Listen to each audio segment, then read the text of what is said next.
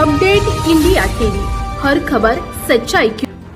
ईश्वरपूर येथे अल्पवयीन मुलीवर अत्याचाराचा गंभीर प्रकार, 2 जणांविरोधात गुन्हा दाखल।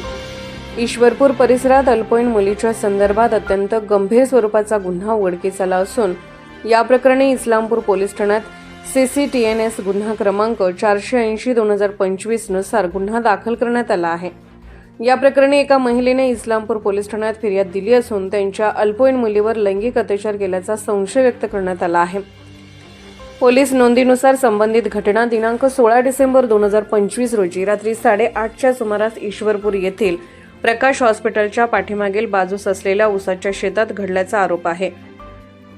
फिर्यादीनुसार आरोपींनी संगनमत करून अल्पवयीन मुलीस मोटरसायकलवरून घटनास्थळी नेल्याचे नमूद करण्यात आले आहे।